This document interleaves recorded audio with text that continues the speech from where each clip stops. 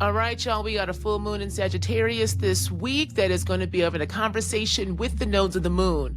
Alongside, at the end of this week, as we go Wednesday to Wednesday here, remember that Leo will be making its way into the sign of Virgo, and then Uranus will be at a critical degree of 29 in the sign of Taurus. So this week is all about faith. Where does your faith lie? Who and why? This is the weekly forecast for June 11th through 17th, so let's get into it.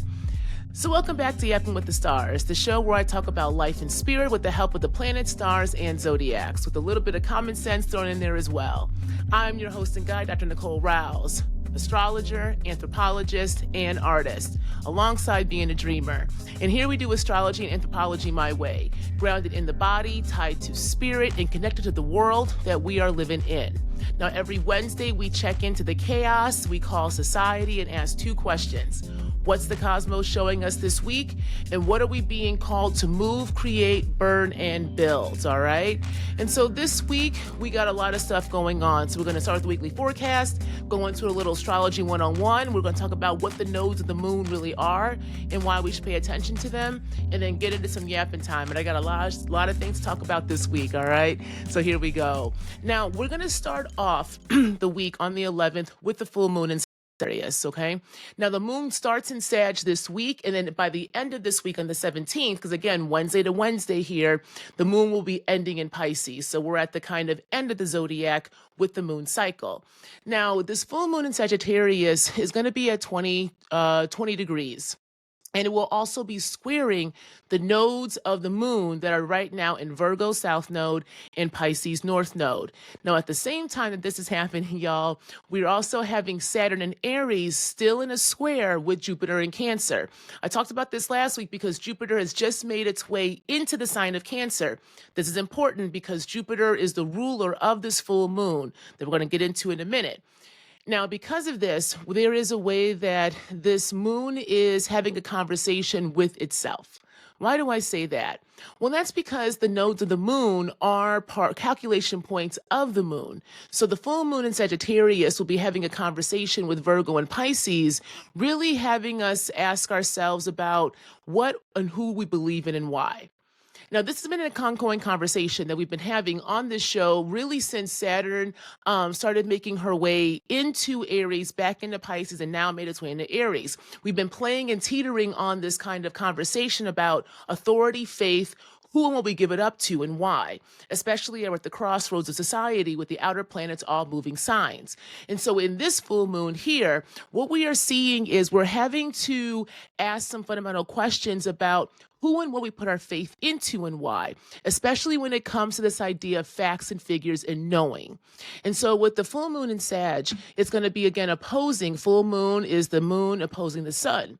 In this opposition, we're kind of in a conversation with the intuitive knowing of the body and how that is many times in juxtaposition to the knowing of the head. It is the conditioning of the mind versus the knowing of the body. So we're in this kind of essentially opposition in the full moon, but then it's also being exacerbated because of that square, which is another tension. Oppositions and squares are tensions, a tension with the South Node in Virgo that is asking us to release the concepts of criticalness and the concepts of how we have digested things that need to be actually expunged, because Virgo rules the stomach, y'all. So what do we need to literally let go of? What waste has to be recycled, to be released, so that we can actually do something in terms of trusting the body? Because Virgo, being an earth sign like Taurus and Capricorn, is going to directly involve our bodies. So this is a continual conversation about faith and authority, okay? We're having a continual conversation about faith and authority. Do we believe ourselves? Do we believe the body? Can we be in the body to know the self? As it means for us then to figure out what does actual action and resistance look like, okay? And I'm saying this because this, at the same time, we are still seeing Mars in Leo having a trine to Chiron in Aries. We talked about this last week as well, so go ahead and listen to last week's episode for a little bit more context. But there's still a conversation be had until Mars makes its way into Virgo at the end of this week. So here we are also being asked, what are we willing to go to war for? And when we go to war for ourselves, when we battle for our knowing, for our sense of self, for our humanity. And that's not being kind of hyperbolic, because we are literally seeing people on the ground resisting the authoritarian state that we are being told that we're supposed to give our authority up to in favor of what? Care, nurturing, and protection of the collective around them.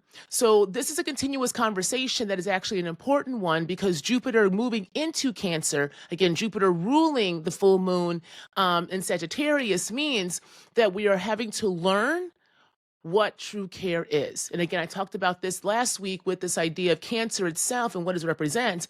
Cancer, not just mothering and the mothers, but really about nurturing, care, and lineage. It's the lineage is where we come from to figure out who we are, to where we're going to be going. What are we birthing and why? Right? What are the lineages we're trying to create? What is the type of new ways we are trying to be able to come together as a society? This full moon is going to be illuminating some things. It's going to be illuminating what we need to actually put our faith into, what we need to continuously have to release in terms of supposed facts of society that don't make any sense, in favor of a new kind of common sense, a new kind of collective sense as we're going into Pisces. And Pisces is reminding us how we do that is to sit in our creativity, because that allows us to connect to our spirit individually and collectively, the collective unconscious. Okay. I'm going to talk more about this as we get into the yapping section this week. But I want to highlight that.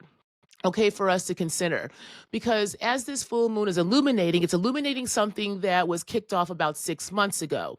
And so for me, I was thinking about this 6 months ago. I actually did my first performance. It's the first time that I actually was in the public doing poetry with music and kind of experimenting with my co-conspirator Forrest. At the time, we were calling ourselves the Maroon Collective, because we were just figuring out what this was and what we were trying to do together. And from there, 6 months later, well, a little bit less 6 months later, we had our first performance for ourselves as an exhibition, and we're now the Shy Marinage. And so for me, I can see this idea personally playing out of a storyline of what does it mean for me to take back my own kind of faith and authority and self. It's allowing me to sit more in my creativity as a way for me to teach, because I'm still a teacher, right? Whether I want to be or not. And Sagittarius ruling things like the teacher, the philosopher, academia, right? Knowing, spirituality, religion, religious teachers, educational teachers, and the like. I'm learning a different modality of how I want to teach, right? So this full moon is really illuminating that for me. I'm going to get more into this in the yapping part, because in doing so and understanding how I want to teach, I'm having to confront some past understandings of my hopes and dreams and the kind of communities I want to actually work with, and how I'm defining freedom and liberation, because the full moon for me is in my second house of Sagittarius, conjunct my Neptune at 22 degrees, and it's squaring the Virgo and Pisces in 11 and 5, 11th house and 5th house. So there's a storyline for me being played out that I can feel very much so. And in doing so, there is a way that I'm having to reconstitute and redefine what faith is. And if I'm having faith in self, then who is the self that I'm having faith in? What version of her? Am I allowing myself to find my feet to come into my own head? Okay, so I want you to kind of think about that for your own sense of selves in your own stories. What is the story that Sagittarius has been asking you to go on via the concept of faith when you are thinking about what house Sagittarius rules for you, alongside the houses that Virgo and Pisces rules for you? Okay, so kind of have that, play that storyline out. And in doing so, what can you learn from that? What are the lessons? What are the experiences that can be turned into wisdom? Okay. Now, that's only the 11th. Let's keep going. So on the 12th, we're still seeing Venus in Taurus, because remember, Venus just went into Taurus last week. It's still in this kind of loose square to Pluto and Aquarius. Now, Pluto and Aquarius is in retrograde. It's going to be retrograde for a bit longer before he moves direct. Now, this is a kind of a transit that is really asking the question of do you feel it? Do you feel the unsettling of the body? right? Do you understand that the structures of society around us, Pluto and Aquarius, the collective and transformation, death and transformation, there is a way that it is personally impacting all of us? Because again, Venus is a personal planet. Pluto is a generational planet. When you get personal and generational planets in conversations, the personal and the social are in a tight conversation. You are feeling it personally, right? Think about it this way, y'all. Individual and structure are always in a conversation. This is a kind of tenet of a lot of critical theory, right? If individual and structure aren't always in a conversation, the individual is what supports the structure. At the same time, the structure is what shapes and informs and constitutes the individual. So when the structure is trying to go after the individual, trying to confine the individual, trying to reconstruct an individual, but the individual is understanding that that construction does not allow that individuality to actually manifest and show itself as we are told it is, there's going to be a conflict. And right now, this square between Venus and Taurus and Pluto and Aquarius that's been going on for a little bit, right, is really asking us, do we feel the unsettling in the body and can we believe it, right? What actually does feel good? Because Taurus is about safety and security. And right now, security is being weaponized in favor of the state claiming to be enacting safety for us. But again, how are those things being defined and do we actually feel safe and secure? Does your body feel safe and secure?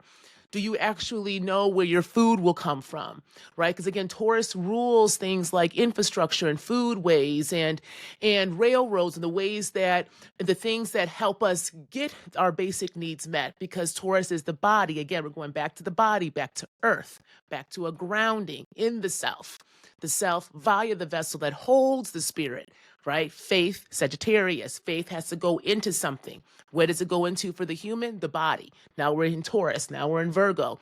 We have all these different earth elements activated as a way to activate us. So are you activated? What does your body say? What does it need? If it's unsettled, right? Can you define what is unsettling it? Are you just a little bit uncomfortable because now you have been pushed? Or is there really no real floor for you? So now something else must be done. So we are really defining these concepts of safety and security, especially because Uranus has been hanging out in Taurus for so long, but is now making its way into a critical degree. We're at the end of the storyline. Uranus is saying change is already here because it's already been going on. So what then will we enact? Because when Uranus moves into Gemini in July, there is a way that the body, now the earth, moves into air. So there really will be a quickness happening, but can we literally be light on our feet? Do we know how to move? Can we pivot? Because Uranus in the most fixed of the fixed signs, as they say, because it's Earth and it's Taurus, right? The bull does need to be awakened. So if the bull is awakened in you, what doesn't need to be knocked over so that it can then settle into a new space of true security and safety, not just for yourself, but for everyone else around you, okay? I'm going to talk about this idea of selfish at the end of the show.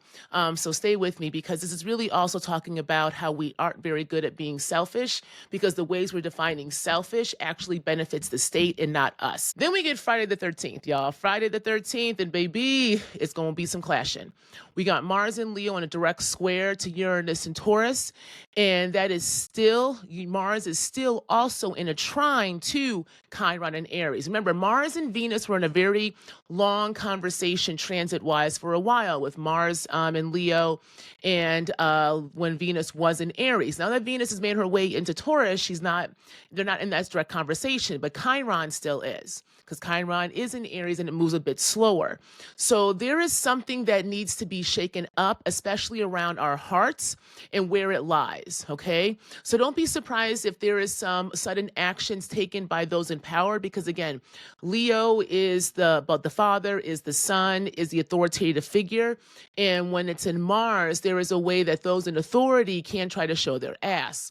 But at the same time, there's also a way that the lioness in us is also being awakened, the heart center. What literally, where is your heart leading you to right now? What is it telling you you must defend? Because Mars is the strategist, but also the warrior. So if Mars needs to go to war, what are you going to war for and why? And how are you defining it? Because also in this kind of square to Uranus, Uranus is telling us that we have to shake shit up. You can't keep resisting the same way when the state knows those resistance patterns, and then those patterns are the main ones being taught to us in school, even as our education system is constantly being gutted and reworked and reimagined to fit the kind of origin stories of the so-called democracy and freedom that is not having many of us be free or democratic, right?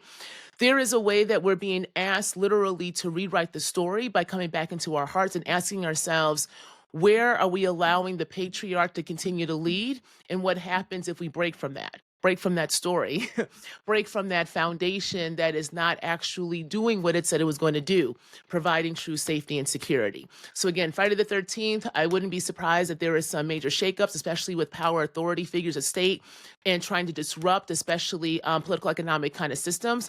And at the same time, this energy can also be transmuted into the public, us, pushing back and disrupting those systems as well. Okay. Because on the 14th, why do I say that? Because on the 14th, right after that, so it's going to be making its way toward it, we have the moon and Pluto meeting in Aquarius. Okay, now, again, the moon is a quick transit, but quick transits don't mean they don't have long-term impacts. Okay, and so for me, this is collective unrest as we are feeling collectively. Pushback is needed, and we are seeing it, but it needs to be met with strategy and understanding that our tactics also need to go through a transformation. So strategy is the key here. Can we work with our sense of selves, with our knowing collectively in order to transform the collective, right? So we need to learn from the past, not just blindly repeat it. And with the kind of ICE raids that are going on in LA and the pushback from folks on the ground in LA because of the complete disorganization of the state right now, especially our military, we are really seeing the need to be able to work with the energy of our emotions, because again, moon, body, emotions, tides of the water. Can we work with that water? Because Aquarius is the water bearer. It pours things out, right? It's the thing that it's the container. So what is the containers that we need to create so that we can ensure that the kind of feelings that we have are not just in reactionary mode, but actually have a kind of strategic plan? Because again, Aquarius is air, has a plan so that can be enacted. Because Pluto is saying that we need new strategies. Pluto is a death and transformation planet, collectively, generationally, retrograded to review. What are the strategies we're using, y'all? We can't just keep doing the same shit expecting different results. Okay. And on the 16th, excuse me, we then get Mars at its final degrees, at 29 degrees in Leo. So we're coming to the end of the road with Mars in Leo, the heart of the lion, lioness. So what needs to come to an end when it comes to our attachments to patriarchal understandings of love, courage, and fight? Again, different strategies, y'all. We have known, we have been fed, we have been trained, we have been conditioned to believe that we can only change in a certain way, that we must use the tactics of our oppressors to somehow not be oppressive. And all we keep doing is repeating the same patterns. So if change is here, right, and we literally are getting the last outer planet on the 17th, as Mars goes into Virgo, Uranus is going to be at 29 degrees in Taurus for a few weeks, okay? As the last outer planet is at the last degree of a sign it's been in for a long time before it makes its way into the new sign, meaning that all the outer planets in July will be in new signs. This lets us know that we are at a kind of critical point in the story about what we put our energy into. When Mars moves into Virgo, it will eventually meet the South Node. So the body is active. And I want you to take note of what your stomach is telling you during this new Mars transit. So the 17th, Mars goes into Virgo. Now, especially since Uranus is at the end of its time in the sign of Taurus, it is helping us to tune in and turn into the body. So don't be surprised, again, if we see shakeups and breakdowns when it comes to infrastructure, food systems, railroad, transportation, and the like.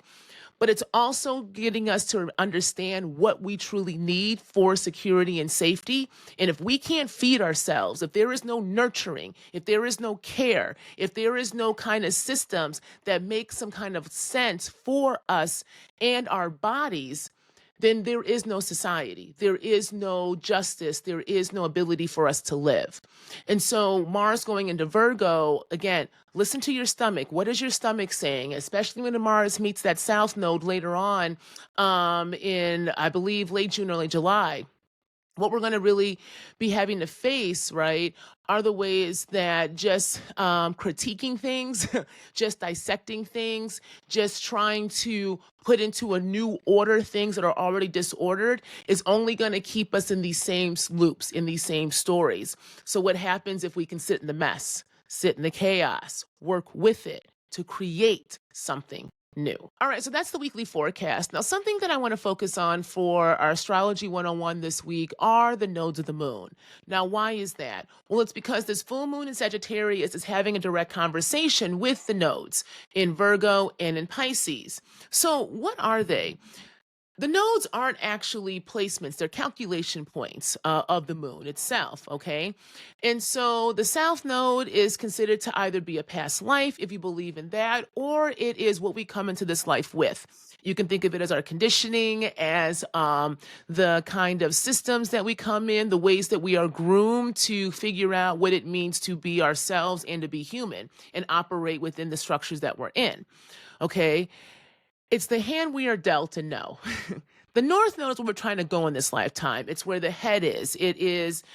We don't really know it yet because it is the unknown that is trying to make itself known. It can be a place of a lot of fear because it is something that we have to figure out how to hold and move into. And so, especially Vedic astrology, the South Node is considered to be the tail of the dragon and the North Node the head. Now, many times astrologers will say that we need to leave the South Node behind. I think I've talked about this before in previous shows. That we're supposed to leave the South Node behind and go into our North Node, right? Because the South Node is what is holding us back, and the North Node is our destiny. Because these are really destiny points. When we're talking about the nodes, this is a place in the chart that an astrologer can use, especially if they're doing evolutionary astrology, to help us figure out why we came to Earth. What did our soul want us to do and learn and experience this lifetime? Especially if you believe that Earth is not only a school, as some philosophies believe, it's also the marketplace of the human, and figuring out how we negotiate this thing called living in life. But for me, that doesn't make any sense, right? You can't just forget where you come from in order to create a new life. It's really about having your tail of the dragon meet the head, right? The bridge. This lifetime, we are trying to make the body whole by bridging this opposition, meaning we are learning lessons from sister signs that have their own themes, okay? So the nodes of the moon, to me, teach us about the duality of life, because these sister signs show us that the opposites can actually create balance. This is about duality. Remember, everything about astrology and the kind of basis of the laws of nature is about duality. And duality is not fixed, it is not stagnant, it is not this rigid binary. There's a flow between two ends of something. And there's a lot of shit in between those two ends of something, right?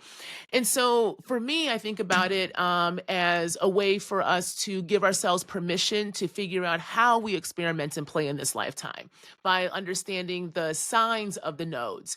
So my North Node is in Leo, my South Node is in Aquarius. And for me, that's going to be my 10th house Leo, my 4th house Aquarius. And so what I'm learning is that, I can't just fall into the group. I can't just tell myself that, I need to be in the back and only put the needs of the group ahead of my own, because that is something I literally was born into. I grew up in that. I'm a firstborn daughter to a lastborn daughter, and I'm one of 7, right? There is a way that from birth, and again, 4th house being home, roots, foundations, ancestors, Aquarius, 4th house Aquarius, you tend to have a house or a home life, a childhood that's a little different than the folks around you. Mine was very different than the things around me in all kinds of ways. And so in this lifetime, I'm figuring out, what does it mean to literally own my own head by following my heart? right? Leo, the sun, the light, the visionary, right? The one who will show up and show out. And so I'm learning that if I'm going to be projected upon, because the 10th house is public opinion, it is perception, it is legacy, it is the place in which you really are seen. If in the public, in my career, and in the ways in which I show up in the society is through the lens of Leo, then I have to learn how to hold my own light.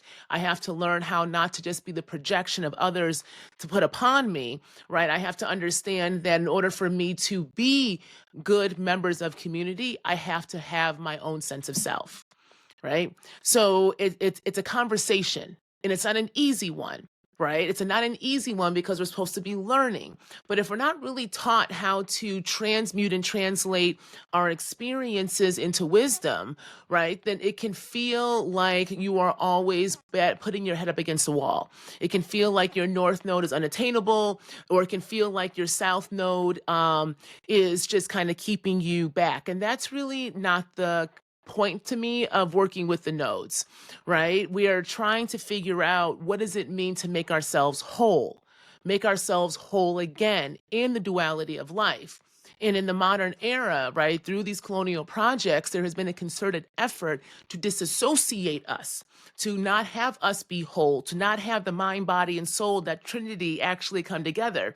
Because that trinity of mind, body, and soul, what I call self, ancestors and land, right, was completely reworked in the colonial project through a very hierarchical top-down understanding.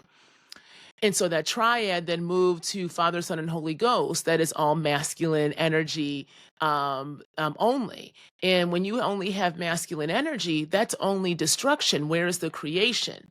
There has to be a duality, right? There has to be a duality for things to make sense.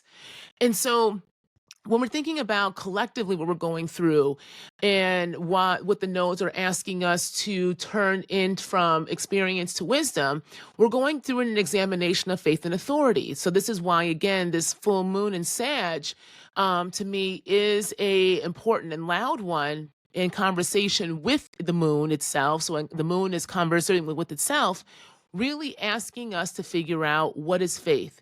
Because we have put our faith and authority into structures and systems and ideologies and peoples and concepts and cosmologies that are constantly having us at war, constantly having us unsettled. So we must return again to what was sown, was bifurcated, which was, again, the body. So to return to the body as a site of knowing and knowledge, which means it's a place of reclamation of parts of the human, so we can collectively reimagine what we believe in. So this is about reclamation to me. Virgo and Pisces is an axis of mess, okay? I've talked about this before. It's an axis of mess.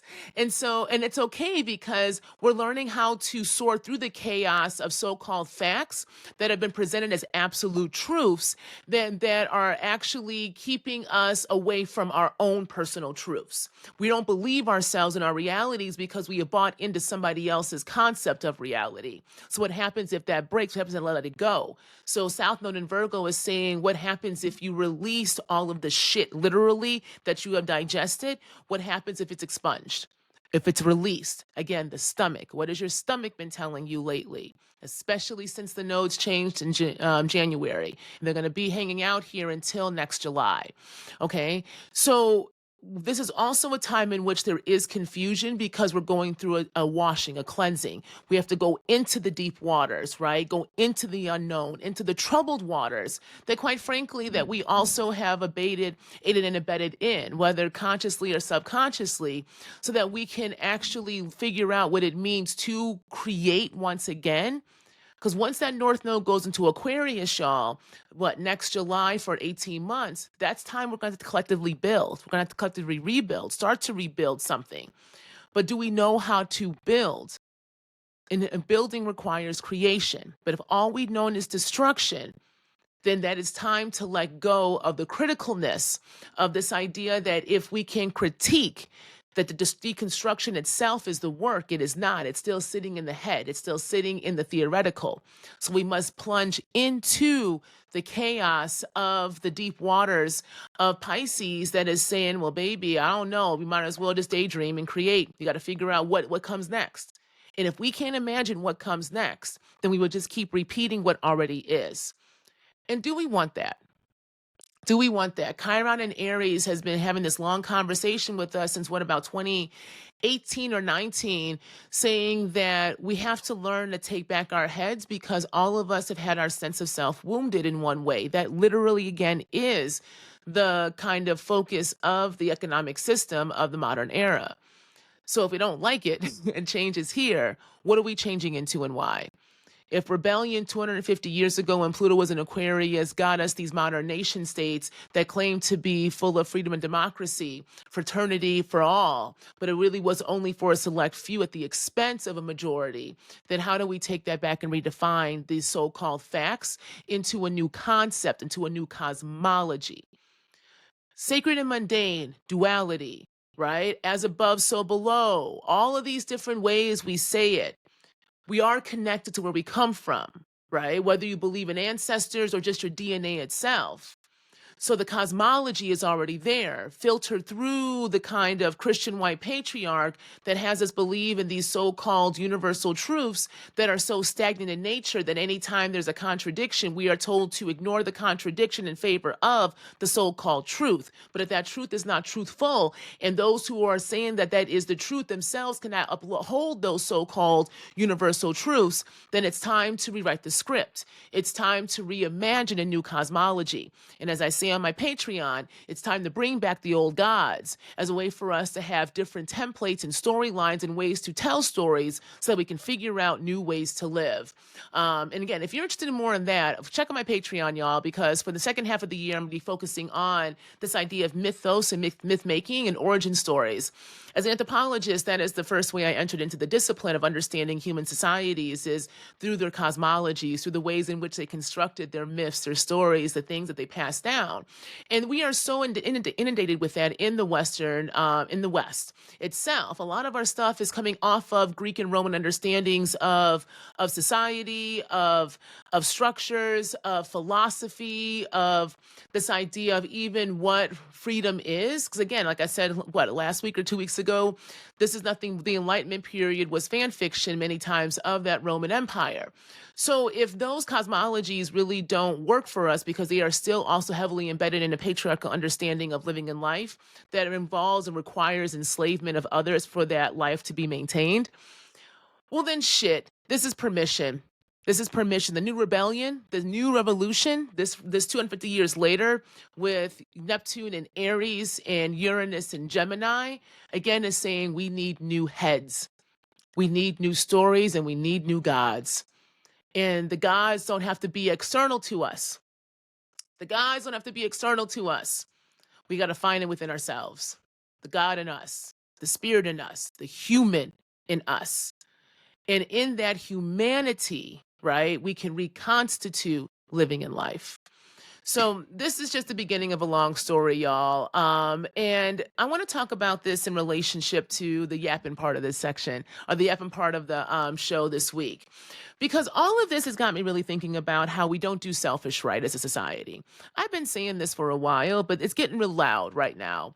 And this week's transits are really going to highlight that. Because if we were selfish, then we would know we need others around us to be okay so that we can have our needs met. That's a society. That's a collective, right? So it's time to reevaluate what we are selfish about and examine how a dominant patriarchal definition of that is killing us all. So this is Mars at the end of its time in Leo, after having these long conversations, like I said, with Venus was in Aries, and now Chiron in Aries, and then also having this conversation with Uranus and Taurus. It's time to shake up the idea of the ego, the sense of self, and where we put our authority in, and who is the authority figure in our lives. And so now we are actually seeing that on the ground in LA right now. If you've been following the news, you would see that there was a number of attempted ICE raids in LA, and people are fed up.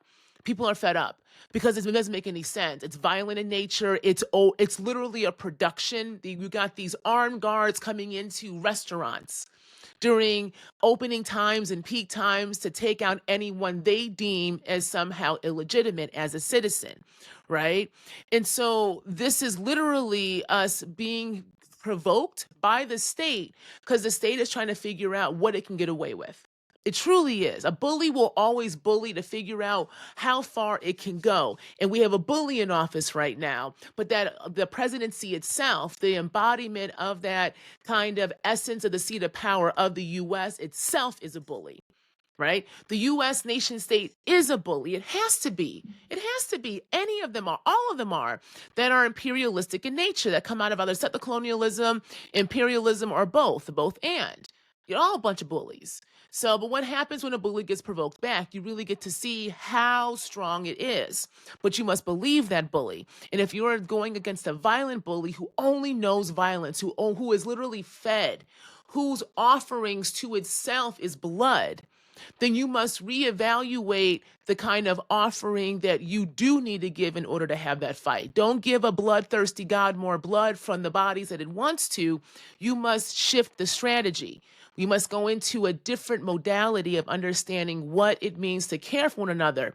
Jupiter in Cancer, right? Squaring Saturn in Aries. Saturn is saying, don't think that Jupiter going into Cancer is all love and light and just going to bring you abundance off the bat. You got to fight for that shit. You got to fight for that abundance. You got to fight for that care. And you got to know exactly who you are dealing with because we don't have care in society. Jupiter and Saturn, the parental figure, is teaching us and helping us to grow up. When we put that in conversation, y'all, with these nodes, there is a way we have to rewrite the scripts, the old scripts, the concepts and the facts that we are holding on for dear life, that are trying to make themselves more legitimate. And so what do I say? What do I mean by this? The way that people are critiquing action right now needs to be reevaluated. And I'll be honest, it's irritating the shit out of me because we have been trained to resist via critique, but the critique does not actually mean action. Or the critique itself, because we are just repeating old scripts, the action we are doing is actions that the state actually wants us to do, that our oppressor is hoping we do because it knows how to counter that. So right now there's a conversation going on online about where Black folks are in the front lines of the fight against the state, especially when it comes to these ICE raids. So there was an upstick of these kind of conversations on social media streets like TikTok and Twitter and the like that are essentially chastising Black folks, saying that you're not showing up. And it's also being countered online by some Black folks saying that, we did our part by voting, and since you wanted this, it's your fight. Okay. Here's my thing. All of those conversations make no goddamn sense right now, but it is showing the South Node in Virgo of what we have been kind of conditioned to do. We are so, again, conditioned to search for the critique as a way to think that is resisting, that critiquing shit and sitting in the theoretical is what is leading to the same stagnant action. We already know what happens when you put Black folks on the front line of any fight. The state will have its offering. The state loves a Black body to be offered at the altar of its own violence. So why would you continuously do the same strategy if you are trying to fight back against an authoritarian state that is getting more bold by the day? But see, this is what happens when we rely upon the same scripts. When we don't understand the patterns, we end up being the ones perpetuating and repeating it. Because quite frankly, the centering of Black bodies at a time of state violence shows just how conditioned all of us are to only understand resistance through the offering of Black bodies. We need a different strategy, y'all. We know exactly what happens when you put Black folks in the front line. They put dogs, they put hoses, they put guns. And we also know what happens. The public tends to side with who? The state. Why? Because again, we are conditioned to only understand and see Black bodies as a site of deviance, as a site of reproduction, and a site of labor. So right now, yes, quite frankly, what's happening in LA in those ICE raids is exactly what has always been happening in the US. When the US needs a scapegoat, it will use its military force all out to ensure that it can skirt responsibility and put it on a different body. That is literally what an imperialist does. That's what a settler does. That's what a violent settler state only knows how to do. So these conversations that are saying, well, I'm not doing anything, don't make any sense either. I think it's a reaction, but the reaction needs to be couched in something different, y'all. The reaction needs to be couched in what does it mean for us to take back what was stolen? What does it mean for us to understand that we are only going to save ourselves? What does it mean for us to understand that none of this is safety or security? That we have never been safe or secure? That we have been digesting a bunch of bullshit couched as facts because the state has been good in making sure that we are sick and ignorant. Again, that Southern strategy worked so well, but it's working also revealed the cracks of not only the system but of that strategy because it could not contain who and what it actually impacted. Because when you remove the rights, when you remove services for a certain population in a whole society, it will impact everyone. So folks afraid of Black folks or immigrants or queer folks getting rights means that now your rights are under attack. That's what a society is. That's what it means to actually be selfish. It's not about you agreeing with somebody else's way of life. It's about you understanding that in order for you to live, you need other people also living and not just barely surviving, but truly living, being in the body and feeling as if their needs are met so that there's an actual functioning of society. And so now what are we seeing here? He has dismantled the goddamn state. There is the ability for us to know who we go to and why, where money is going, where funding is going, where programs that did benefit the community, even though you were fed this idea that it's taking away from your money. And there is an overspending in certain areas. We just spent a shit ton of money on a man who's not even an American citizen to go in and literally raid all of our data and information. How does that make us safe and secure, y'all? Who is being made safe and secure in the gutting of the United States infrastructure? Doesn't make any sense.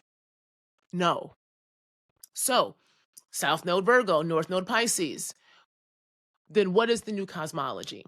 What is the new script? Where do we need to be cleansed? What needs to drown?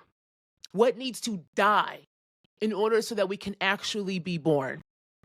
And this idea that, we need Black folks on the front line, or that, that somehow it's only a certain person's fight only benefits the state because it gets you to buy into a selfishness that is about the state's understanding of the self and not your own. So it's time to rewrite the goddamn story. And it's something that I'm learning myself, quite frankly, especially when it comes to concepts of justice, okay? And I don't say this lightly, but it's a hard lesson I'm learning. Because just this past week, I have had to learn what it means to defend my own head when folks want to kind of put in my face concepts of justice, but actually are acting just like a goddamn colonizer, okay? And so what do I mean by this? Like I said earlier, Sagittarius rules my second house. Neptune is there at 22 degrees. And so therefore Virgo's my 11th house. 11th house, again, is the house of organizations and groups and community. It is hopes and dreams because it is what happens when we can dream collectively about freedom and liberation, because the 11th house is also about freedom, inequality, and the like. The 5th house, where my Pisces rules, is the house of creativity, the house of childlike things, childhood, sex, dating, hobbies, right? The joys of life, the purpose of us living, right? You don't just go to work. You're here to create. It's creation. For a very long time, I have put a lot of my hopes and dreams in social justice, in this idea that we need a just society that all of us can have equity in. And I still believe that. That's not something I will ever push back against, because what is the point of living What is the point of living if we're not free? We're not created to be subjugated. And for me, I'm really learning this idea of having to reconstitute a new cosmology, a new origin stories, both for myself and for my work, alongside thinking about the collective. And so this full moon in Sag for me, it's really highlighting where I have been both delusional and where I need to release kind of outdated hopes and dreams, especially when it comes to concepts of freedom and justice and who I engage that with, in favor of understanding that it's time for me to create a kind of different way of of teaching and engaging with the public. And this is because I literally had to defend myself last week and file an official grievance against the social justice organization, because the director reached out to me 10 days before the scheduled staff retreat that's supposed to be going on this week, actually, to facilitate it. She was in need of somebody to help with the staff being able to get better procedures and processes, especially when it came to communication and project management, because they had a big year coming up for programming. And so they also needed to do some work on the calendar, putting time in and the programming in on the calendar for the year. Now, those are two goals that I'm very comfortable with. I did that for most of my career when I was myself running my own institute, my own offices, and also creating from the ground up. And this is a more established center that this director came into. So it honestly is a bit of an easier space to engage with versus trying to both create something new and create new process and procedures. Okay. So I said, okay, great. And so I said, what do you need so that we can solidify the contract? And she said, I just need you to write out a proposal with the detailed outline of what you'll be doing so that I can see and ensure that the goals are being met and how you'll do that, along with your W-9 and an invoice for your deposit. Because I had negotiated a deposit since the price that we agreed upon was lower than my standard rate. Lesson one, don't lower your motherfucking rate for nobody. Okay, your rate is your rate. If they cannot afford it, then it is not for you. Now, my logic was, and the thing is, there's a way that when you do lower your rate, I'm realizing people think you're desperate. And quite frankly, yeah, I need business, but I'm not that damn desperate. I needed a place in which I can experiment and play, because I've developed my own new concept called embodied strategic dreaming, which is my praxis-based methodology to help folks understand how to embody their realities. And once you do that, you can start to reclaim your humanity and then use your dreams to strategize. So there's a way that the goals of the retreat were perfect for me to really start to experiment and play with organizations to see how my praxis operates on the ground, because I've been doing this with other spaces. So it was only 5 people. I figured, okay, great. Then what did she do? I sent the proposal in over, I did it over the weekend, sent it to her on Monday. It was actually Memorial Day weekend. So we are now 8 days out from the retreat. She emails me right away, about half hour later, says, I got a couple of questions. Can we talk? Because she's on vacation. I say, sure. Don't hear from her for another 2 days on Wednesday. Then this woman calls me and tells me that she decided to go in a different direction. And could we maybe talk about me coming out in the fall to do a workshop for the faculty? Y'all, my head got so hot, I wanted to cuss, because I said, I'm confused. We are less than a week out and we have a contract. We have a contract, honey. You asked me for full on outline. I gave you essentially a curriculum of proprietary information of a concept and how I enact it, because you reached out to me due to my work and profile. Now that you have it, you are now all of a sudden seeing you're going in a different direction, even though you had no direction to begin with. And now you have my shit, you're not going to pay me. That is when I realized the lesson for me is, don't give your shit away for free for folks who cannot hold it. And so I filed a grievance. I immediately filed a grievance demanding that my fee be paid and calling out the dubious practices of this director who claims to be about social justice and the people, but in actuality is no different than the institution that they are a part of. And this is something that I have really kept to my chest for the past 3 years since I have started working for myself. And a lot of the clients that initially engaged my work, and honestly still do, are social justice focused locations, whether it be in education, like higher ed, or in nonprofit spaces. And I'm going to tell you something. It has been the hardest organizations to work with because they do not want to pay. They do not want to pay. There's a lot of oh, I'm gonna rant here.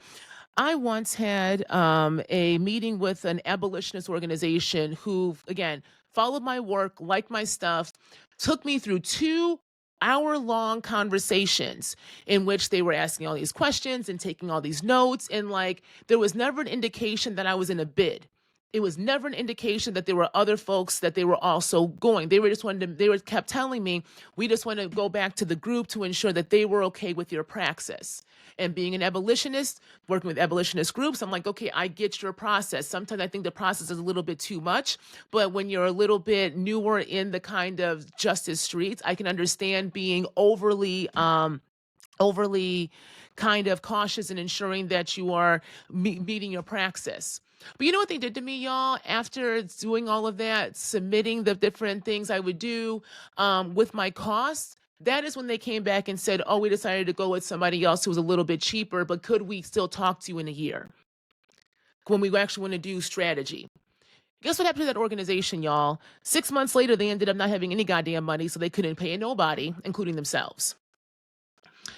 Here, this is what kills me. We're so focused on performing correctness that we forget what it means to actually have to follow through with our contracts, follow through with what we say we're going to do, and realizing that all of this shit is messy. I argue that we need to put down social justice since we don't know how to be social, aka human, and pick up righteous justice. So we start to embody our realities, believe what is happening to us, and do something different. We need to do something different, y'all. And sitting up in here having an 18 goddamn process that you're calling restorative or transformative justice because you want to talk about accountability and, harm and the like, but yet you refuse to actually tell yourself the truth about what you are feeling, how you are feeling, and what is going on. And if somebody else has you fucked up, maybe it's not about a whole organizational conflict. Maybe it's about you being able to own your own head and directly go to somebody else. We have lost the idea of what it means to be human in favor of performing a social that is not getting us justice. And I'm tired of it. We can all do better. We need new cosmologies. We need new ways of seeing ourselves and one another. We need to figure out how to be selfish in a way that actually centers the self so that we can actually have the tenderness and care we say we want in society. So again, this is going to be Saturn and Aries squaring Jupiter and Cancer for at least a good 1 to 2 months, because before we can get the benefits of Jupiter, we got to understand we got a responsibility to enact that benefits. And can we hold that benefit? Okay. So let me stop there. That's my rant for the week, because my head's still hot, y'all, and I'm still waiting to hear back what happened. Because I filed the grievance and I'm following up because I'm sick of this shit. And there's a way that defending myself allows me to understand what it means to go into my North Node. Because again, my North Node is in Leo, 10th house, alongside my sun being in Leo in the 10th house. And there's a way that if I got to be perceived, if I got to be seen, if I am considered a light and however you're defining that, well, then God damn it, I'm going to hold my own light and make sure that the story that is told and the projections upon me are ones that I'm creating and not somebody else. And I want you to think about that, y'all. I really do. I want you to think about that. What is the story being told? What is the cosmos story that is unfolding? And what is your place in it? Are you constructing it? Are you co-creating with that story? Or are you allowing and giving your authority up and just saying, well, it is what it is, so whatever happens just is supposed to be fate? No. That is not fate. That is being docile. We have been taught faith in a very fucked up way. We have been taught faith in a way that says that you cannot own it. You must seek it in something else. But does that actually work? Because in order for us to have faith, in order for us to be able to create something different, we have to enact it. We have to be the kind of artists of our own lives. So what does it mean for you to do that? What does it mean for you to allow yourself to learn from these kind of experiences and take yourself seriously, take your experience seriously? Then what would you do? So let me know what this full moon in Sagittarius is illuminating for y'all, okay? And as always, if you're interested in a reading with me, I do have my books open. You can book a reading directly on my website, drnicoleriles.com. But also, if you were interested in learning with me, dreaming with me, and working with my process that I called Embody Strategic Dreaming, then join me on my Patreon, y'all. There I have divination study sessions. We're going through astrology right now and making our way into kind of mythos making with the astrology chart by thinking about this idea of story making and storytelling, working through the various planets. So we're having a lot of fun doing that. I also got a book club, and I do music listening salons and sessions, and along with community calls. So check that out there and more on my Patreon. Again, you can find that at drnicoleriles.com or at Dr. Nicole Riles on Patreon. Okay. And finally, I do work individually one-on-one with folks along with organizations and groups through my lab called Embody Futures Lab.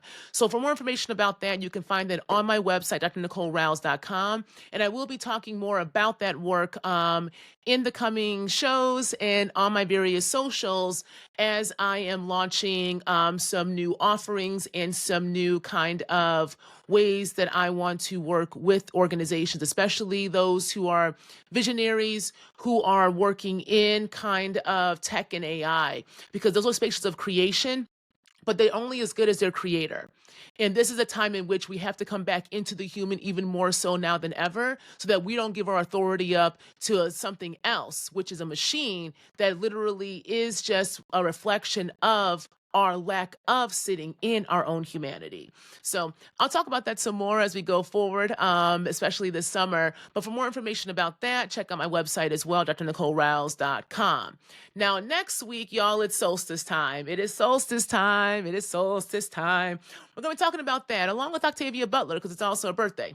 I'll actually be in conversation with Dr. Moya Bailey at the Women and Children's Bookstore in Chicago on the North Side on June 21st at 7 p.m. I'll have information about that in the show notes, but I'll talk about that a little bit more for next week's show. So if you're in Chicago and are interested in listening to myself and Moya talk about Octavia's work, but also what we can learn from it in the present day, especially when it comes to mythos making and creation and storytelling and dreaming as a strategy.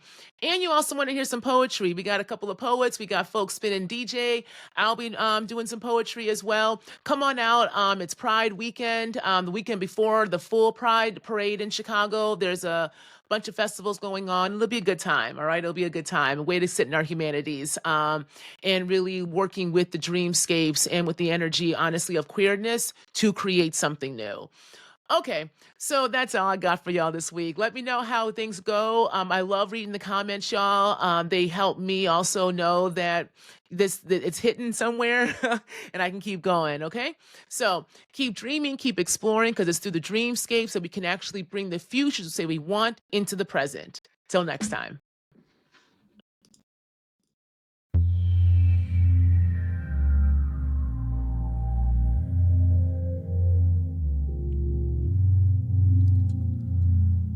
I don't want to be right.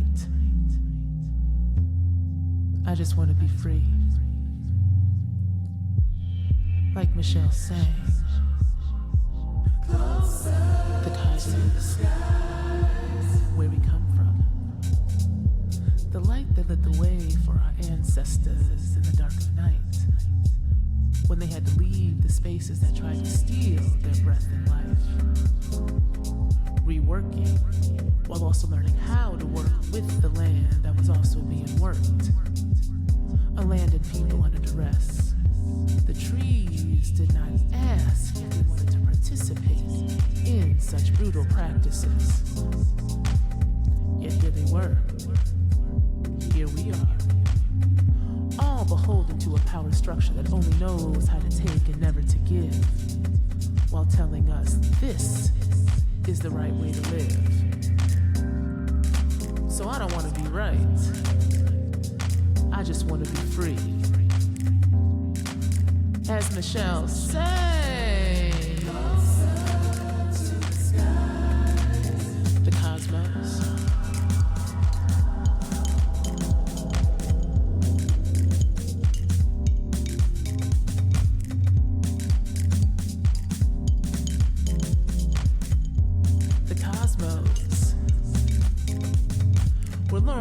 mentioned that freedom lied in parable of the sower that sowed the seeds of earth's seed that wanted to bring humans back to the stars, to start again, to start anew. Remember where we come from and who we are. The stars that lit the way, that guide the light. The moon that holds the tides of the waters. Our connection to earth and land. As above, so below. Yet we don't know, because we have lost the above and the below. So I don't want to be right. I just want to be free and journey to the cosmos.